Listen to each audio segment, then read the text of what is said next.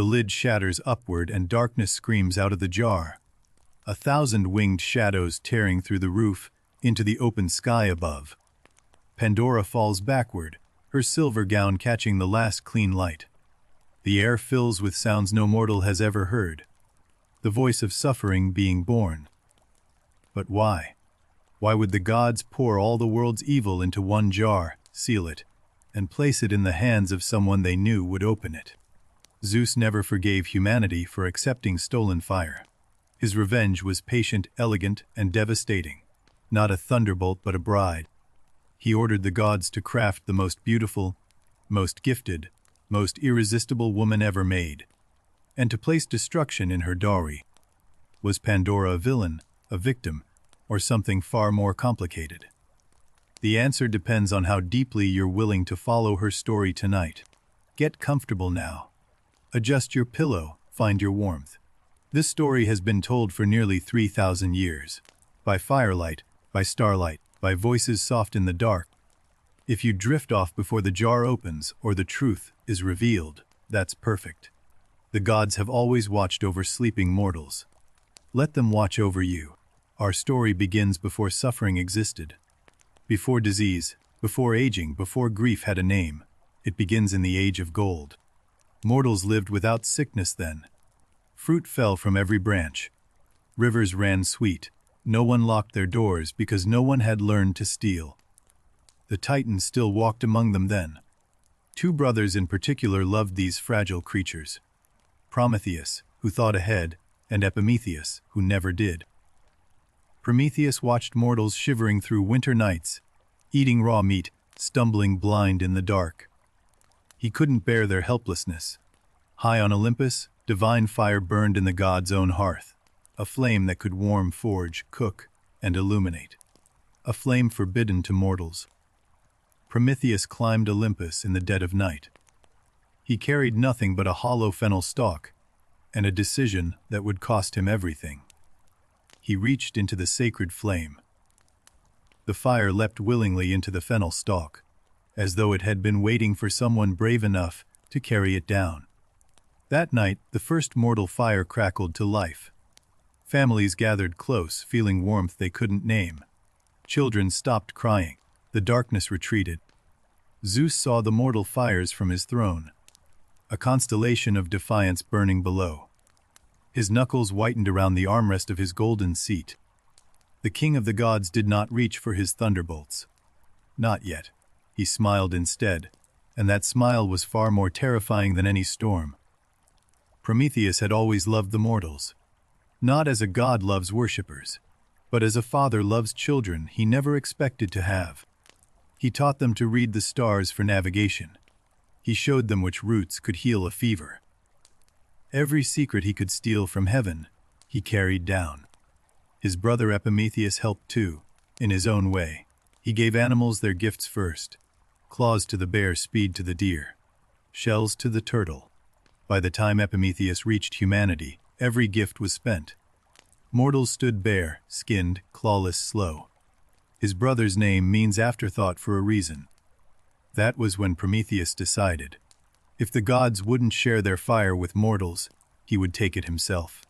The cost didn't matter. The fennel stalk trick was elegant. The dried plant's hollow core could carry an ember for miles without burning through. A perfect smuggler's tool. He waited for the gods to feast. When Zeus drained his cup and the Olympians sang, Prometheus slipped through the golden halls like smoke. The sacred flame recognized him. It leaned toward the fennel stalk the way a dog leans toward a kind hand. Even fire can sense intention. Down the mountain he ran, the stalk pressed against his chest. The ember inside pulsed like a second heartbeat, alive and urgent with stolen divinity. The first mortal campfire changed everything. Cooked meat tasted different. Shadows stopped being frightening.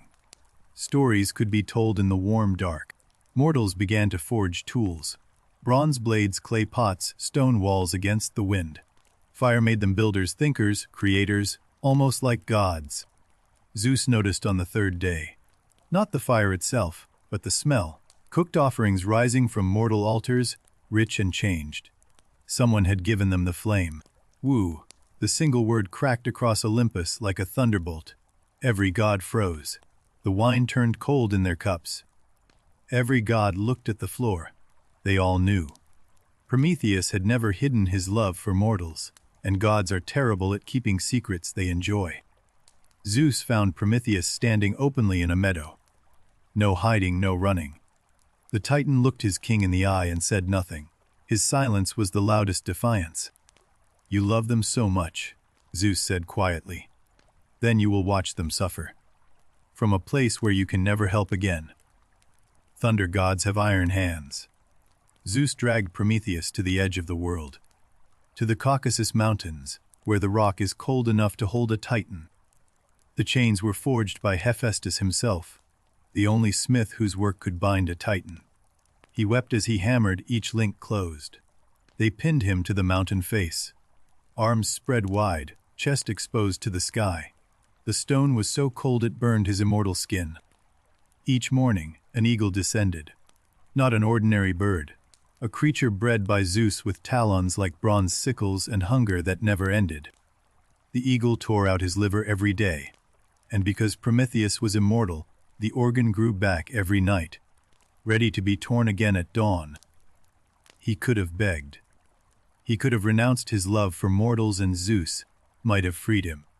But Prometheus held something Zeus wanted more than obedience: a prophecy. Prometheus alone knew which of Zeus's future children would overthrow him. That knowledge kept the Titan alive and kept Zeus awake at night. But punishing Prometheus was not enough. The fire was already given. Mortals already cooked, forged, and built. Zeus needed to punish them too. Thunderbolts would be too simple. Floods too obvious. Zeus wanted something elegant. Something mortals would welcome with open arms before it destroyed them. "Make me a woman," Zeus told Hephaestus. "Make her from earth and water. Make her so beautiful that no mortal or Titan could refuse her." Hephaestus worked the clay with hands that had shaped shields for gods. He understood beauty, the way only someone who had been denied it could.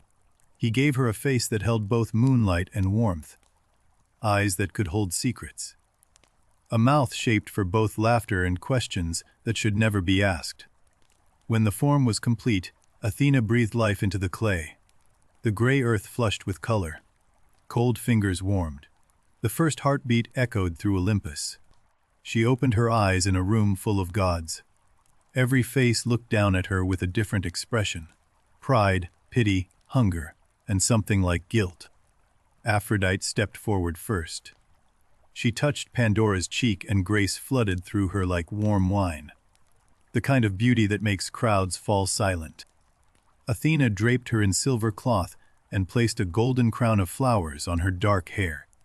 Then she leaned close and whispered the secrets of weaving, creation from thread. Apollo gave her music. When Pandora opened her mouth to test her voice, the sound made Hephaestus's forge tools tremble on their hooks. Then Hermes knelt before her with his trickster's grin. He gave her speech, persuasion, and curiosity, the gift that Zeus was counting on most. He also gave her a name: Pandora, all gifted. Every god had poured something into her. She was the most gifted creature ever to draw breath. And the most gifted creature ever made had no idea she was a weapon. She looked at her own hands with wonder. She smiled, and the forge grew warmer. Zeus presented the final piece himself: a great jar, a pithos taller than Pandora's waist, sealed with wax stamped by his own thunderbolt. A wedding gift, he called it. Never open it. Zeus instructed, his voice warm and fatherly. It holds blessings for your future husband. Opening it early would spoil the surprise. Of course he told her not to open it. A god who understands mortal curiosity would know exactly what that instruction guarantees. Hermes was given the final task: deliver Pandora and her jar to the mortal world. To the doorstep of Epimetheus, the brother who never thought ahead. Prometheus had warned his brother once, clearly and desperately: accept nothing from Zeus. Not gifts, not kindness, nothing. Everything he gives is a trap. The Greeks who first told this story lived in a world where gods were not kind. They were powerful, proud, and dangerously easy to offend. To prosper too much was dangerous. The gods watched mortals the way cats watch birds, with interest that could turn lethal without warning. Fire changed the balance. With fire, mortals could shape bronze, cook food, survive winter, build cities. They became less like pets and more like rivals. Pandora's story was a warning told by firelight. Be grateful for the gods' tolerance. Remember that every gift has a giver, and givers keep accounts. Picture that ancient listener hearing this tale for the first time, glancing up at the night sky, and wondering which gods were watching, which ones were keeping score. Epimetheus was working in his garden when Hermes arrived. The winged god landed softly, grinning, with a woman and a jar, a gift from Zeus. Hermes announced, presenting Pandora with a showman's flourish, a bride for the brother of Prometheus, to show there are no hard feelings. Epimetheus should have remembered. He should have slammed the door. Instead, he looked at Pandora and felt something he had no name for yet. He took her hand. Her fingers were warm, warmer than anything made of clay should be. She smiled, and his brother's warning dissolved like morning frost. Hermes set the jar down in the corner of the cottage. Almost forgot. Don't open this. Wedding blessings. They keep better sealed. He winked and vanished. The wedding was small and genuine. Wildflowers in her hair alongside the golden crown. Epimetheus's hands shaking as he spoke his vows beneath the ancient oak. For a while they were simply happy. She learned to love the mortal world, its imperfect sunsets, its stubborn weeds, the way bread smelled when it was almost done. She wove cloth on the loom Athena had taught her to use. The patterns she created held colors no mortal had ever combined. Divine knowledge flowing through human hands. Neighbors came to marvel. They brought gifts of olive oil and honey. Pandora had never received kindness that wasn't calculated. It confused her beautifully. But the jar sat in its corner, silent, patient. Some nights she swore she could hear something moving inside it. A whisper, a scratch, a sigh. She mentioned it to Epimetheus once. He laughed and kissed her forehead. It's just settling clay. Old jars creak. Come to bed. Weeks passed. The whispers grew clearer. Not words exactly, but something that sounded almost like her name, carried on a frequency only she could hear. Curiosity is not a flaw. Hermes planted it in her like a seed, and gods are better gardeners than mortals. It grew exactly as intended. She found herself passing the jar's room more often, pausing at the doorway. Once, she placed her palm flat against the clay and felt warmth pulsing inside. What blessings could be so powerful they need to be sealed? She whispered to herself. What gift is so precious it can't bear the light? Epimetheus left at dawn to help neighbors with their harvest. He kissed her goodbye. The cottage fell quiet. The jar and Pandora were alone.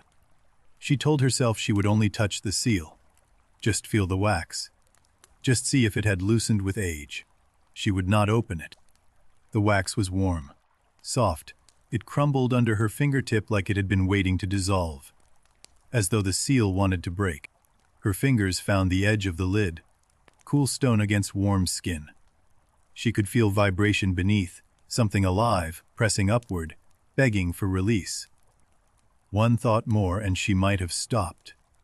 One breath more and the world might have stayed golden.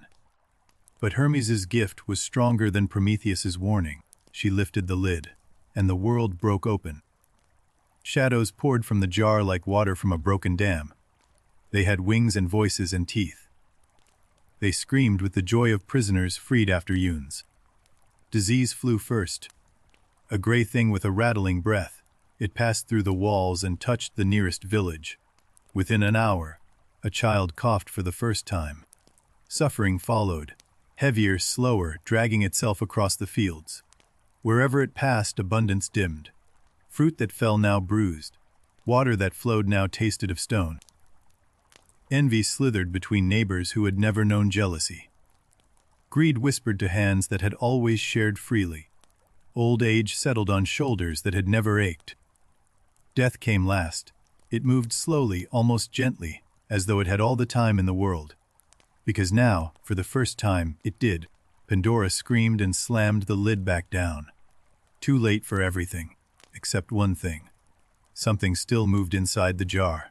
Something that glowed. On Olympus, Zeus leaned back in his throne. The mortal fires still burned below, but now they burned in a world that knew pain.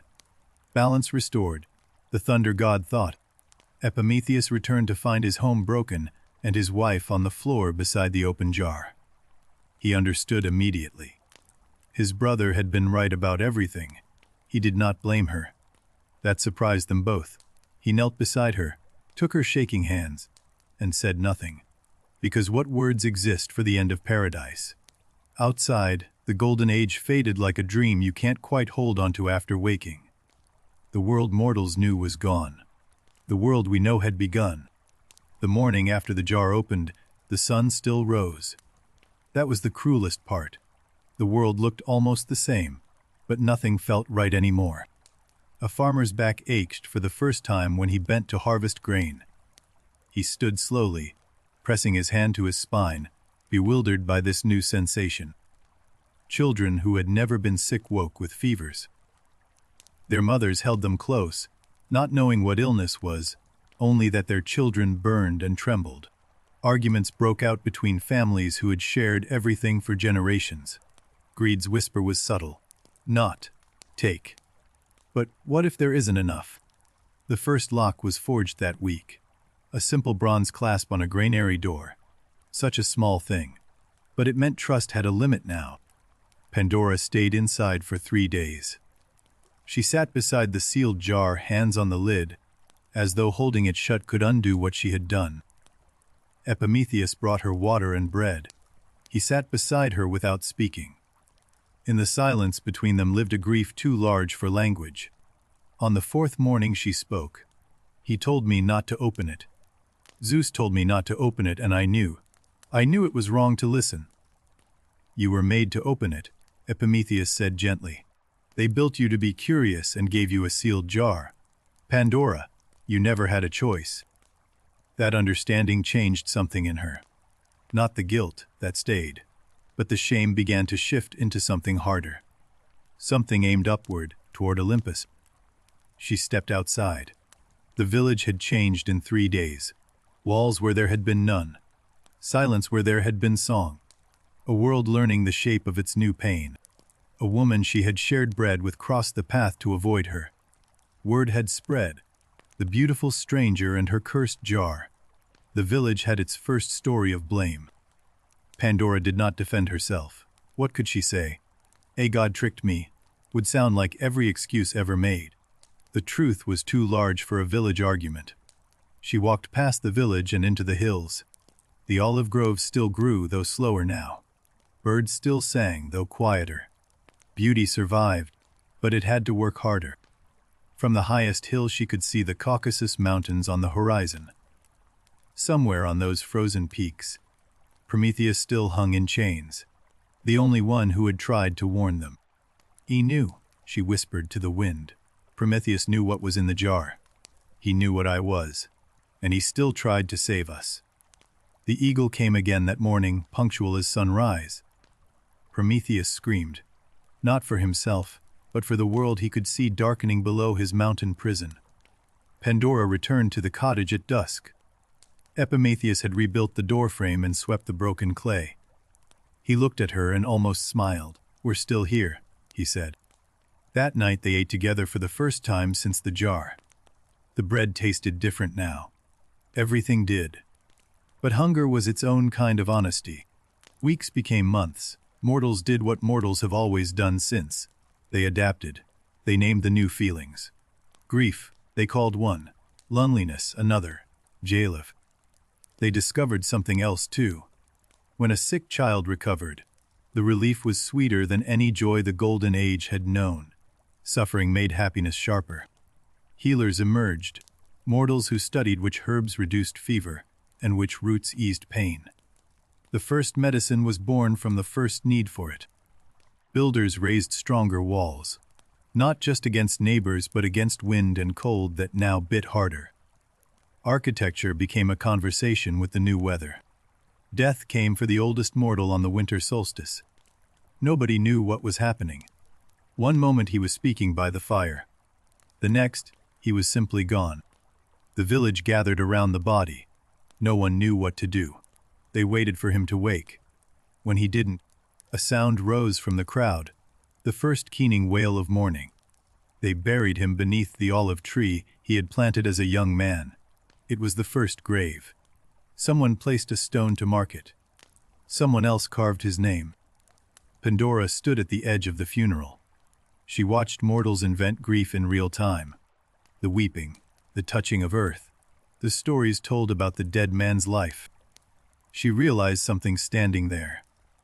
The spirits from the jar brought suffering, but every response to that suffering was entirely human. The gods gave pain, mortals made meaning. That evening Pandora sat by the jar again. But this time she didn't press the lid down. She pressed her ear against it, and she listened. A sound came from within. Not the shrieking of the spirits. They were all gone. This was softer. A hum, a heartbeat, something alive and patient and warm. She didn't open the jar that night. She wasn't ready. But she slept beside it, and for the first time since the catastrophe, her dreams were not entirely dark. Spring arrived reluctantly. The world's first real spring, the kind that comes after real winter, earned and precious and uncertain of its own welcome. Pandora found she could help. Athena's gift of weaving wasn't just for beauty. She could make cloth thick enough to shield against winter, fine enough to bandage wounds. The village noticed. The same woman they had blamed began to mend what she had helped break. Slowly, without announcement, cloth by cloth, kindness by kindness, her singing helped too. Apollo's gift carried across the fields at dusk. A voice that could gentle a frightened child or soothe an aching elder into something close to peace. Epimetheus worked alongside her without being asked. He rebuilt neighbors' walls. He shared their dwindling stores. Afterthought? They called him, but his heart moved before his mind. Together they became something the Golden Age had never needed. A couple who helped not because life was easy, but because it wasn't. Kindness that costs is the only kind that counts. The second death came in late spring. A young mother, taken by a fever no herb could break. The village mourned differently this time, with rituals, with songs, with shared food. Pandora wove a funeral shroud of such beauty that the mourners wept not just for loss, but for the cloth itself. She was learning to put her divine gifts into mortal service. Summer brought new troubles. Crops failed where they had once grown effortlessly. The harvest that had been a celebration became a desperate calculation of survival. But mortals are stubborn creatures. They experimented with irrigation, with rotation, with prayer. Not every experiment worked, but the trying itself was new and powerful. Pandora kept returning to the jar. Each night, she pressed her ear to the clay and listened to the warm hum inside. Whatever remained in there knew she was listening. "What are you?" she asked one night. No answer came in words, but the glow pulsed warmer, and Pandora felt something she couldn't explain. A lightness in her chest, like breathing after holding her breath too long. She told Epimetheus about the glow. He looked at the jar, the object that had ended paradise, and for the first time considered that it might hold something other than destruction. "Everything else came out screaming," Pandora said. "Whatever's left stayed by choice. It chose to remain when everything else fled." Autumn deepened. The village had survived its first full year in the new world, scarred, grieving, changed, but alive. On the equinox, someone suggested a feast. It was nothing like the Golden Age feasts, no bottomless wine, no perfect fruit. But the laughter was different now. Harder won, realer. The kind that knows what silence sounds like. Pandora and Epimetheus sat at the edge of the feast. No one moved away from them this time. A child climbed into Pandora's lap and asked her to sing. She sang.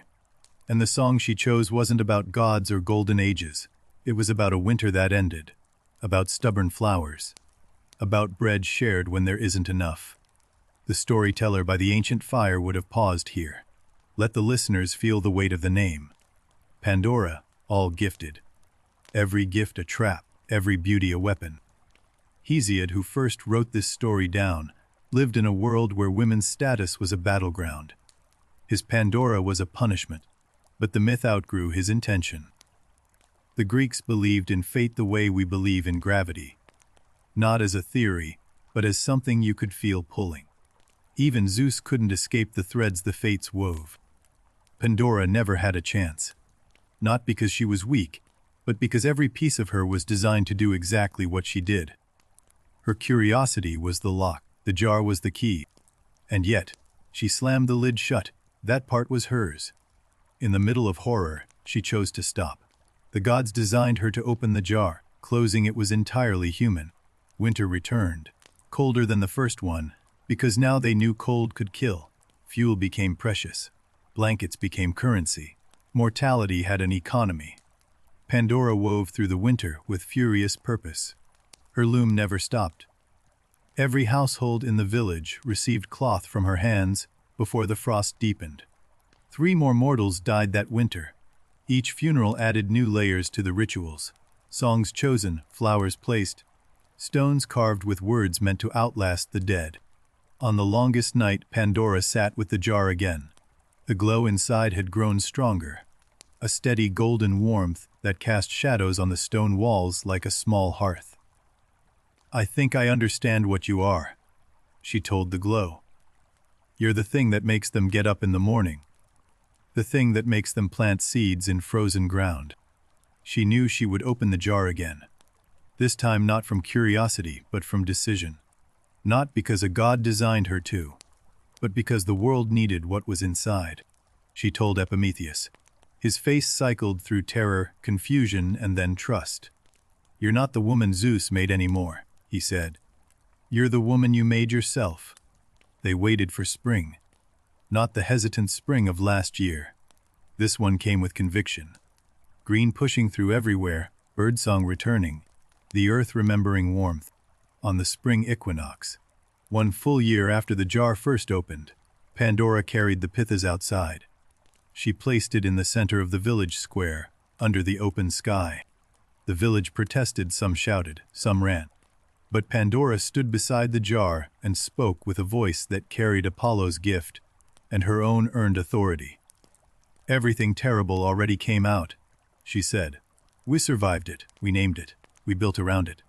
What's left in this jar chose to stay. I think it stayed for us." The oldest surviving mortal stepped forward. She had buried 3 friends that year. Her hands shook, but she placed them on the jar beside Pandora's and said, "Open it." One by one, other hands joined.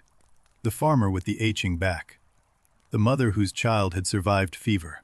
The smith who had made the first lock, all of them reaching forward. Epimetheus stood behind Pandora. For once, afterthought was exactly right. He had thought about this. He was ready. His hand found her shoulder and held. The seal had long since crumbled. Only the weight of the stone lid kept it closed. Pandora wrapped her fingers around the edge and felt the warmth pulse beneath. She looked at the sky once. If Zeus watched, let him watch. She was done being his weapon. This choice was hers. She lifted the lid. No explosion this time, no screaming darkness. Instead, a light rose from the jar like a single golden breath released after being held for a year. Hope emerged. Not as a word or a concept, as a feeling. It moved through the crowd like the first warm wind of spring. People gasped. Some laughed without knowing why. The golden light settled over the village like pollen. It didn't erase suffering. It didn't undo death. It did something stranger. It made people believe tomorrow might be better. The farmer stretched his aching back and thought, "I'll plant twice as much this year."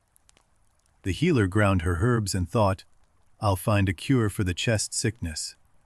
The smith who made the first lock melted it down.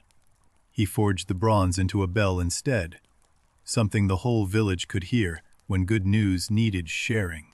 Hope didn't fix the world. That's the part most retellings get wrong. Hope is not a cure. Hope is the reason you keep searching for one. Pandora held the empty jar, truly empty now, the last gift released. She ran her fingers along the inside. It was warm, as though hope had left its handprint on the clay. She set the jar down in her garden. Over time, rain would fill it. Swallows would nest in it. The weapon Zeus made would become a planter, a birdbath, a home for small living things. On Olympus, Zeus watched all of this. The punishment had worked, mortals suffered now. But something about their response unsettled him in a way he refused to name. Athena sat nearby, polishing her aegis. She said nothing, but her gray eyes held the faintest smile. She had dressed Pandora. She had taught her to weave. Perhaps she had given more than cloth. Prometheus heard the eagle returning at dawn. But this morning something was different. The pain came as always. But between the screams, he felt something warm rising from below, hope. He laughed.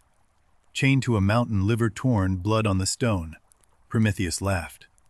Because mortals had done what gods could not. They had found hope in a jar full of horrors. The eagle paused. It had never heard laughter before, not here. For one confused moment, a creature of punishment didn't know what to do with joy. Down in the village, a new generation was beginning. Babies born after the jar. Children who would never know the golden age. For them, this imperfect world was simply the world. Pandora watched these children grow. She told them stories, not about the golden age they'd missed, but about the winter they'd survived. You were born brave, she'd say. She grew older. That was new, the first mortal woman experiencing age. Gray appeared in her dark hair. Lines formed around her eyes. Athena's silver gown wore thin. Epimetheus aged beside her. His auburn hair went silver. His broad shoulders curved. But his eyes stayed warm, and he still laughed before he thought. They sat on their doorstep at dusk most evenings. The same doorstep where he'd first seen her. The olive grove had grown thicker. The stars looked the same. One evening, Pandora said, "I think the jar was never about punishment." Epimetheus waited. It was about choice. Zeus wanted to prove mortals would always choose destruction. We didn't. She looked at her weathered hands. The hands that had opened the jar, closed it, woven blankets, bandaged wounds, held children, and finally set the jar in a garden to become a nest. That night, Pandora dreamed of Olympus. Not the cold throne room of Zeus, but Hephaestus's forge. She stood before the workbench where she had been made, and she was young again. Hephaestus was there. He looked at her the way a sculptor looks at his finest work, not with pride in what he made, but with awe at what it became. "I built you from clay and water," he said softly. "But what you built from pain and time, I could never have forged that. No god could." She woke to morning light. Epimetheus slept beside her, breathing steady. Through the window, she heard the village bell. The one forged from the first lock. Someone had good news. Pandora smiled. Not the dazzling smile Aphrodite had given her, but the one she had grown herself slowly, through winters and funerals and bread shared when there wasn't enough. The real one. Years gathered like sediment. Pandora's village became a town. Roads connected it to other settlements. Trade replaced what abundance had once given freely. But hope, like fire, is a thing that can be hoarded.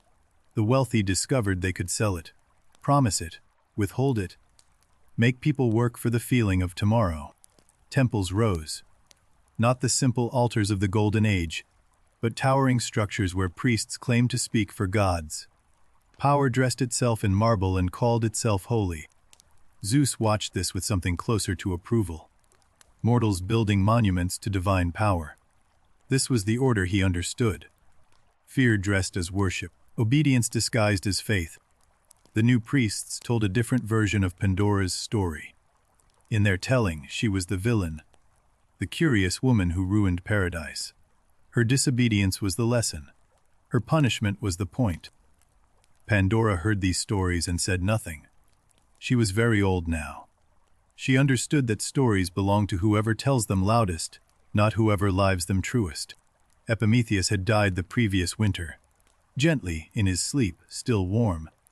His last words were what his first words to her had been. "You're beautiful." She buried him beneath the olive tree beside the first grave ever dug. The village, the town now, came in hundreds. He had helped build every wall they sheltered behind. Alone now, Pandora became quieter. She still wove. She still sang, though softer. The children she had told stories to were parents themselves, telling those same stories to their own. One evening, a stranger arrived at the town gates. Tall, lean, with eyes that flickered like forge embers. He walked with a limp that spoke of old, deep injuries. He asked for Pandora by name. Pandora opened her door and recognized him instantly. Not from his face, from his hands. Massive, scarred, gentle. The hands that had shaped her from clay, Hephaestus. He had come in secret, disguised as mortal. Zeus would punish him for this. But the god of the forge had something to tell the woman he had made. Something that couldn't wait any longer. Zeus is planning a flood, Hephaestus said. He's watched mortals rebuild and it enrages him. He wants to wash the world clean and start again. Without fire, without hope, without you. Pandora sat down slowly. A flood. After everything, the suffering survived, the hope released, the town built from nothing. Zeus would erase it because mortals dared to recover. How long? She asked. Hephaestus's face crumbled. Days, maybe less. He's already begun gathering the waters. I came as fast as my leg would carry me. Why, tell me, Pandora asked. What can one old mortal woman do against the king of the gods? Hephaestus pulled something from beneath his cloak. A small bronze box, warm to the touch. I forged this in secret, he whispered. It holds a seed of divine fire, the same fire Prometheus stole, enough to restart everything. After the flood, mortals will need fire again. Pandora held the box. Another container from a god. Another gift with a sealed secret inside. She almost laughed at the symmetry. This time I know what's inside, she said. And this time I choose when to open it. Hephaestus nodded. The difference between a trap and a gift is consent. Hephaestus told her about the mountain, a peak high enough to survive the flood. Take who you can. Carry the fire. Start again. You've done it before. He left before dawn, limping back toward Olympus. At the door he paused. I'm sorry I made you, he said. And I'm proud of what you became. Then the darkness took him. Pandora did not waste time with grief. She had buried a husband, survived a catastrophe, and rebuilt a world. She knew what urgency felt like. She began knocking on doors at first light. A flood from Zeus. The sky was clear. The rivers were calm. An old woman's nightmare, they said. Grief had taken her mind. But some remembered. The healer who had watched Pandora release hope. The smith's daughter who still wore Pandora's woven cloth. The children she had told stories to, now grown. They packed. 37 mortals followed Pandora out of the town gates. She looked back once at the place she had helped destroy and rebuild. Then she faced the mountain and walked. They climbed for 2 days. The bronze box stayed warm against Pandora's chest. At night she slept with her hand over it, the way a mother sleeps with her hand over an infant. On the third morning, the sky changed. Not gradually, all at once, as though someone had pulled a curtain across the sun. The clouds that gathered were not natural. They were divine. Rain fell.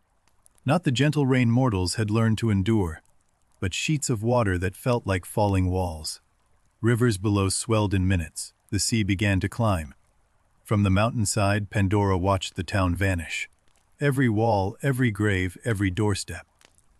The water took it all with the indifference of a god who has made his point. The survivors huddled near the peak, cold, soaked, terrified. Pandora pulled the bronze box from her cloak. We've done this before, she said. We know how. The rain lasted 9 days. 9 days of water falling with the weight of divine intention. The mountaintop became an island in a world turned to sea. Pandora rationed food with a weaver's precision, measuring portions the way she measured thread. Every grain accounted for. Every mouth fed. No one went hungry, but no one was full. The children were afraid. Thunder shook the mountain every hour. Zeus's rage made audible. Pandora gathered them close and told stories. Not about gods, about stubborn flowers that grew through stone. The healer worked without rest. Exposure and cold claimed strength faster than hunger. She brewed medicine from mountain herbs, working by feel when the rain was too thick to see. On the 5th night, the oldest survivor died, quietly between breaths, the way Epimetheus had gone. They wrapped her in Pandora's last woven cloth and committed her to the floodwater. 36 remained. Pandora counted them each morning the way a shepherd counts sheep, not with numbers but with names. Every name a promise she intended to keep. Some blamed her. Of course they did. She opened the first jar and brought this down on us. Blame is the first shelter the frightened build. It keeps nothing out but keeps anger warm. Pandora let them speak. She had carried that blame for decades. It was lighter now, not because it weighed less, but because she was stronger than the story they told about her. The smith's daughter stood up for her. She's the reason we're alive, she warned us. She led us here. Blame Zeus, not the woman he used. Thunder answered immediately, louder, closer. The mountain itself trembled. Zeus had heard. Even on a drowning world, defiance still carried consequences. No one blamed Pandora after that. The mountain's shudder made the truth physical. This was Zeus's doing, all of it.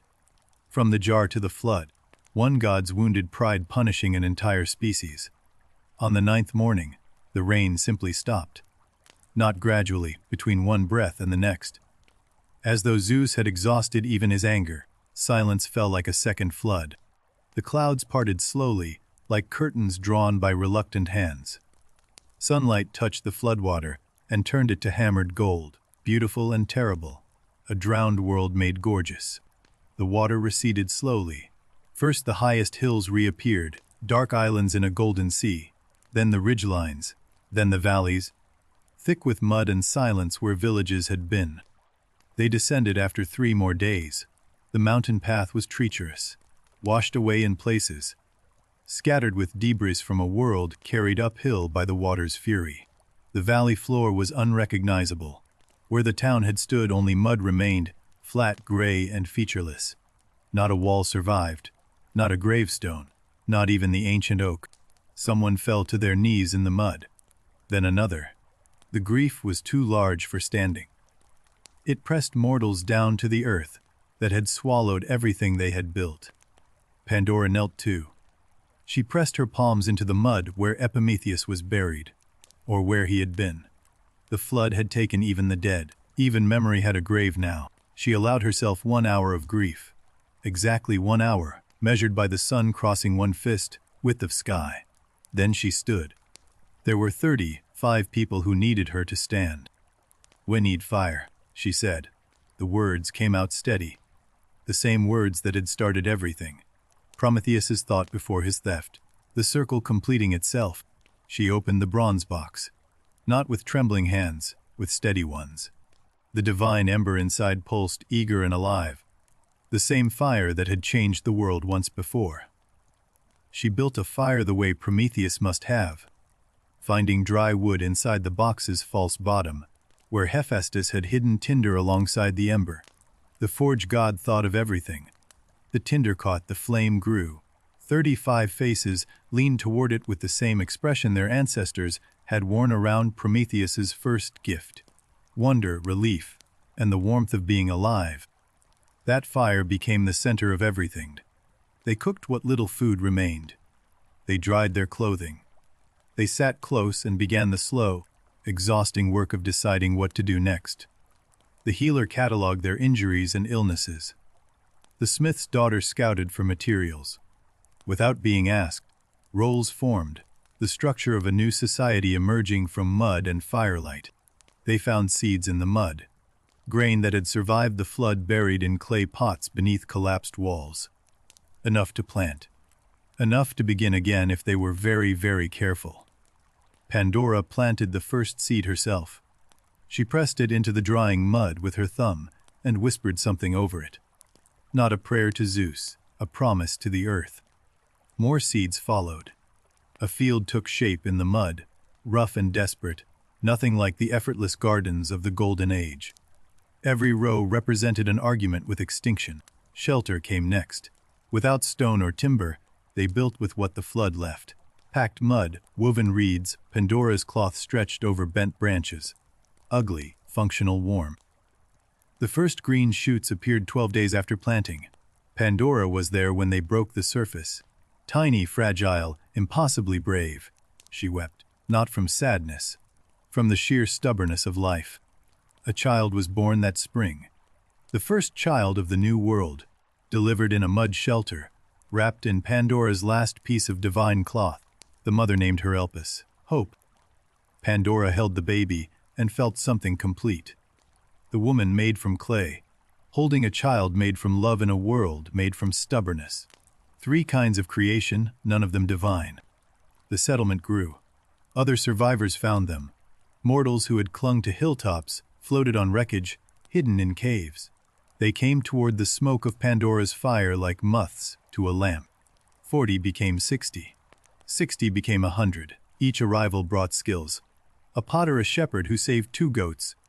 A woman who remembered every medicinal herb her grandmother taught. Pandora organized without commanding. She suggested, she wove. She told stories at night that reminded people who they were before the flood, and who they could become after. She told them about Prometheus, about the fire he stole and the price he paid. We carry his gift twice now, she said. Once from theft, once from love, guard it. She told them about the jar too. All of it. The curiosity that was planted in her, the spirits that escaped, the hope that chose to stay. She made herself neither hero nor villain, just honest. The jar is gone now, she said. The flood took it. But hope doesn't need a container. It lives in the thing you feel when you plant a seed in mud, and believe the sun will find it. The community voted to keep Pandora's fire burning always. A rotation of watchers tended it through every night. The first sacred duty of the new world. They called it the eternal flame. 3,000 years of campfires separate that first telling from this one. But the story traveled every one of those years, carried in human mouths, shaped by human fears and hopes. Hesiod, the first to write it down, was a farmer, poet who distrusted women and feared the gods. His Pandora was simple, a beautiful punishment, but the story refused to stay simple. Every generation retold her differently. In some versions she was Eve, punished for reaching. In others she was a philosopher, the first to ask, why not? Neither version contained her entirely. The jar itself changed in the retelling. Hesiod called it a pithos, a great storage vessel. Erasmus, translating centuries later, box. The mistake stuck. Pandora's box it became. Stories are like water. They take the shape of whatever holds them. But the core remains a sealed container, a curious soul, suffering released, and hope remaining. That core is indestructible. The new settlement needed a name. They argued for days. Some wanted to honor the old town, others wanted something entirely new. Pandora stayed quiet until they asked her directly. Call it Pyrrha, she said. It means fire born. Because that's what we are, born twice from fire, once from theft, once from gift. Both times from love. Walls rose from mud brick. A proper hearth replaced the open fire. Roads branched outward. Other settlements sent messengers. The mortal world was stitching itself together again. Pandora was ancient now, her dark hair entirely silver, her luminous skin thin as parchment. But her eyes, Hephaestus's eyes, made in a forge, still burned with the light he had given them. She spent her last months teaching. Not weaving or singing, she taught stories. Every story she knew poured into every willing ear. Stories are seeds too, she said.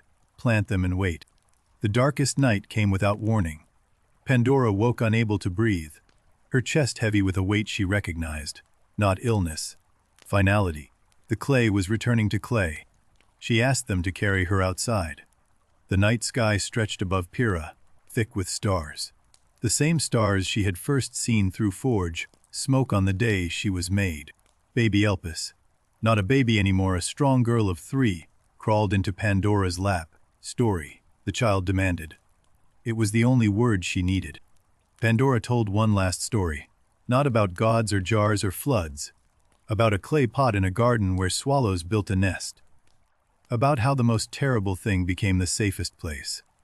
Everything terrible can become something safe, she whispered. Everything broken can hold something living. Remember that? Elpis nodded, not understanding yet she would. Pandora died between one breath and the next. Her eyes stayed open, reflecting the stars. The community sat with her until dawn, saying nothing. Some silences are their own language. They buried her on the hill above Pyrrha, facing the sunrise.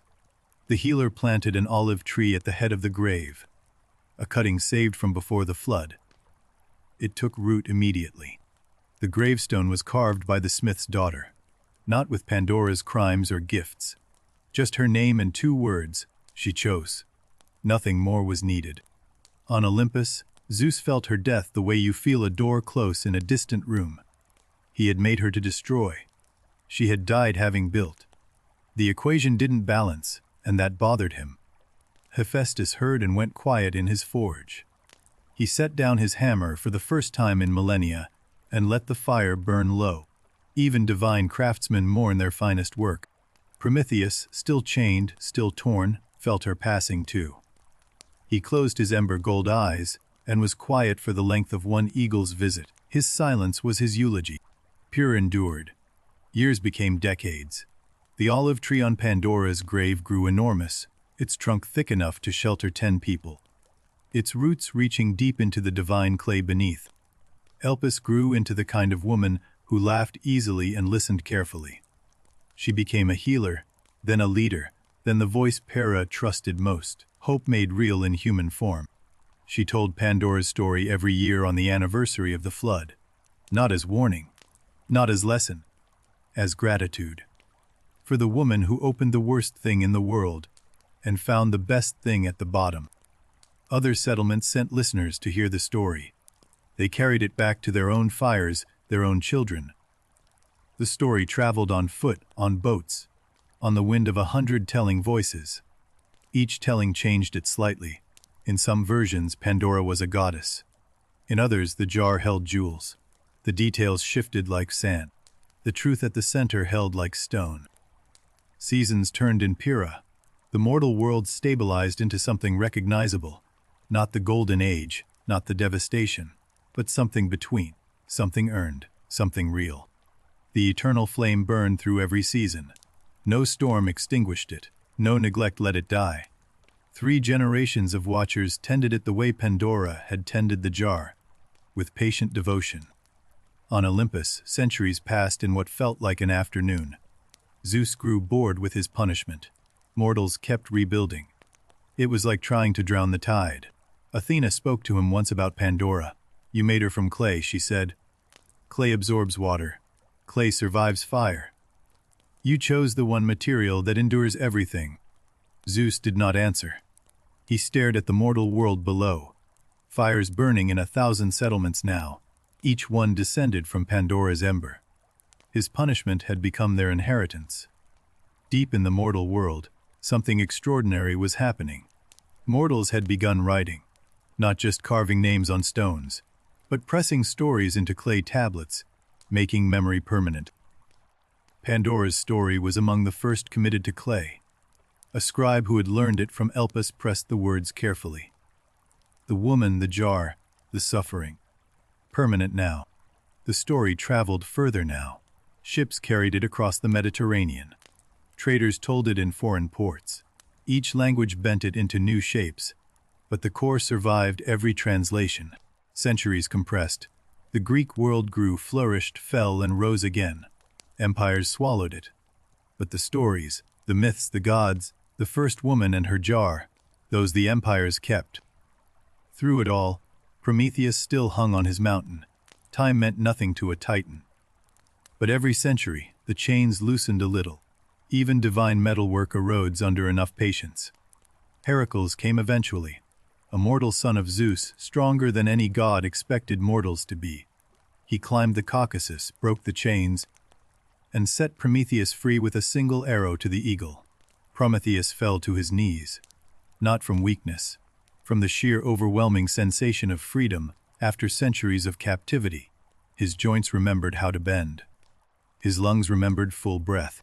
His first question to Heracles was not about Zeus or gods or revenge. "The mortals," he said. "Tell me about the mortals. Did they keep the fire? Did they survive?" When Heracles told him about Pandora, about her life, her choices, her death, Prometheus wept. Not for the suffering she released, for the hope she found. "She finished what I started," he said. 3,000 years later, we still say Pandora's box when something terrible is unleashed. But the phrase misses the point. The box isn't the lesson. The bottom of the box is. Psychologists found Pandora in their patients. The need to know, even when knowing hurts. The compulsion to open sealed doors. They called it human, because it is. Feminist scholars reclaimed her. Pandora wasn't punished for being curious. She was punished for being female in a story written by men who feared women's power. The myth changed again. Artists painted her for centuries. Always at the moment of opening. The instant between curiosity and consequence. It's the most human moment in all mythology. We've all been there. Tonight, lying in the dark, you carry Pandora's inheritance. Every worry you carry was released from that jar. And the warmth you feel when you believe tomorrow will come. That was the last thing inside. Prometheus descended from the mountain slowly. His body needed to remember walking. Every step on unchained legs felt like a miracle. The simple act of choosing which direction to go. He found Pandora's grave on the hill above Pyrrha. The olive tree was vast now, older than any living memory. He sat beneath it, and placed his scarred hand on the stone that read, "She chose." "We never met," he said to the stone. "But we're the same story told twice. I stole the fire.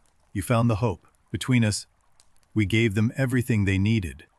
He sat with her until sunset. The mortal town below buzzed with life, children, commerce, argument, laughter. Every sound was proof that both their sacrifices meant something. Before he left, Prometheus did something unexpected. He knelt and pressed his hand into the earth beside Pandora's stone, deep, like planting something. When he pulled away, an ember glowed in the soil. He walked away into the world he had saved twice, the mountains behind him, the sea ahead, and everywhere, the smell of cooking fires, rising like prayers he had made possible. Pyrrha's eternal flame burned for 12 more generations. Wars threatened it. Storms battered it. Conquerors tried to extinguish it. Every time, someone cupped their hands around the ember and kept it alive. Eventually, the physical flame went out. All physical things do. But by then, the fire lived in so many places that losing one flame didn't matter. The idea was immortal now. And the olive tree on Pandora's grave kept growing. Long after Pyrrha's walls crumbled, long after the settlement's name was forgotten, the tree remained, fed by divine clay rooted in hope. Some say that tree still stands somewhere in Greece. That if you find the right hill, above the right ruined village, there's an olive tree older than recorded memory. And beneath it, the ground is warm. That's the story, or one version of it. Tomorrow someone will tell it differently. The jar might become a box again. Pandora might become a villain again, but hope stays at the bottom, always. Close your eyes now if they aren't already closed. Feel the weight of 3,000 years of storytelling settle over you like the softest blanket ever woven. You are carrying Pandora's inheritance right now. Every fear you've named, every grief you've survived, every morning you got up anyway. That's her legacy. That's what the jar was really about. The jar is empty now. All the suffering is already out. You've met it, you've named it, you've built around it. What's left is what chose to stay. The warmth at the bottom, the light that refuses to leave. Somewhere tonight, someone is telling this story for the first time. Somewhere, a child is hearing about the woman and the jar and asking, but why did hope stay? The best question, the only question. Hope stayed because hope always stays. That is its nature. It is the one thing in all creation that chooses to remain in the dark, waiting for someone brave enough to look inside. Why was hope sealed with suffering? That question has haunted philosophers since the story was first told. The answer lives in the asking. Hope without suffering is just contentment, The golden age had that. Endless ease, no longing, no reaching. Beautiful and flat, like a painting that never moves. Suffering without hope is just despair. That exists too, in the myth and in the world. But Pandora's story insists they arrive together. The wound and the will to heal it inseparable. The Greeks understood something we keep forgetting. You cannot have courage without fear. You cannot have compassion without suffering. The gifts and the curses share a root. Pandora's curiosity was not her flaw. It was the most human thing about her. Every discovery, every invention, every act of understanding began with someone asking, "What if I open this?" Zeus designed her to fail. But failure is a strange word for someone who released hope into the world. Sometimes the door that should have stayed shut opens into the room you needed most. The jar held everything terrible, but it also held everything that makes us reach for each other in the dark.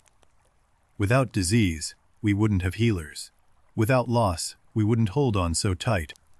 Pandora was made by gods, but she became human through choice. That's the myth's secret teaching. Not that curiosity kills, but that choosing makes us real. Her gravestone said, "She chose." 2 words for a woman given 1,000 gifts. Because in the end, the only gift that mattered was the one she gave herself, agency. The right to act and accept the cost. Prometheus stole fire and paid with his liver. Pandora opened hope and paid with her innocence. Both prices were worth paying. Both fires still burn. There is a particular kind of strength that only comes after breaking. The Japanese call it kintsugi, golden repair. The cracks filled with gold. The breaks becoming the most beautiful part. Pandora's world broke, and mortals filled the cracks with fire, with medicine, with music, with stories told under stars. The repairs became civilization itself. Tonight, wherever you are, whatever broke today, know that the breaking is not the ending. It's the beginning of whatever you choose to pour into the cracks. That's Pandora's real gift. The myth doesn't end with the jar opening. That's important. It ends with hope remaining. The final word of Pandora's story is not suffering. It's what survives suffering. Let that settle over you now. The story is nearly done. The characters are resting. Prometheus walks free. Pandora sleeps beneath her olive tree. The fire burns, hope remains. You've traveled a long way tonight.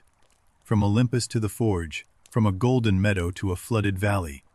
From the opening of the world's worst gift to the discovery of its best. The fire that Prometheus stole still warms you. It's in the light by your bed, the heat in your walls, the glow of the screen that brought you this story. Divine fire twice given, forever kept. And the hope that Pandora found at the bottom of the jar. It's here too. In your breath slowing. In your body getting heavier. In the quiet trust that sleep will come and morning will follow. 3,000 years of bedtime stories, and this one still works. A woman, a jar, everything terrible. And at the very bottom, glowing quietly, the thing that keeps us going. Rest now. The jar is empty. The lid is closed. Hope is here, not sealed away but loose in the world, in this room, in the warmth behind your eyelids. It stayed for you. Pandora's story is one of the oldest in the Western world. It has survived the fall of every empire that tried to own it. Stories like that don't survive by accident. They survive because we need them. Dante put her in his poetry. Rossetti painted her in candlelight. Hawthorne rewrote her for children, softening the edges. Every century dressed her in its own clothes and recognized its own face. Scientists named an asteroid Pandora. A music company chose her name. We send the word into space and across airwaves. Proof that some myths escape gravity entirely. Every time someone says, "I opened a Pandora's box," they're reaching back 3 millennia to a Greek farmer's poem. Language keeps the dead alive. Words are their own kind of fire. But the greatest legacy isn't the phrase or the paintings. It's the question the story plants in every listener. Can something terrible become something necessary? Can the worst gift hold the best one? You've heard the story now. It's yours. You can tell it however you want. Make Pandora a hero, a victim, a rebel, a mother. The myth will hold whatever shape you give it. Maybe tonight it's a story about forgiveness. Maybe it's about curiosity. Maybe it's about a woman who was made as a weapon and chose to become a shelter. All of those are true. The fire is banked now. The story coals are cooling. Let the last warmth settle into your chest the way embers settle into ash. Still glowing, still warm, going nowhere. Somewhere in Greece tonight, an olive tree grows on a hill above a ruined village. The ground beneath it is warm. The stars above it are the same ones Pandora saw. Some things don't change. And at the bottom of every dark moment, if you're quiet enough, if you're still enough, there it is. A glow. A warmth. The last thing in the jar. Still here. Still yours. The story is over now. Let it go. Let the names dissolve: Zeus, Prometheus, Pandora, Epimetheus. Let them return to the firelight, where they live between tellings. Nothing needs doing now. Nothing needs remembering. The jar is closed. The fire is tended. The tree grows on the hill. Everything is where it should be. Listen to the quiet. The gods have gone to sleep. Even Zeus rests eventually. Even thunder needs silence. The whole sky is holding its breath for you. The Mediterranean breathes slowly tonight. In out, waves against sand. The same rhythm that rocked Pandora's village to sleep. The same rhythm rocking you. Warm ground beneath the olive tree. Cool air through the branches. Crickets singing the only song that hasn't changed in 3,000 years. Let your breath match the sea. In slow out, slower. The ancient world held this same air. You're breathing the same night they breathe. The embers dim. The stars turn. The olive tree stands guard on its hill. Everything is safe. Everything is still. Everything is exactly as it should be. Sleep now, the way Pandora slept beside the jar, without fear, with warmth close by, knowing that the worst has already happened, and the best is still glowing. Good night. The gods are watching over you. The fire burns. Hope remains.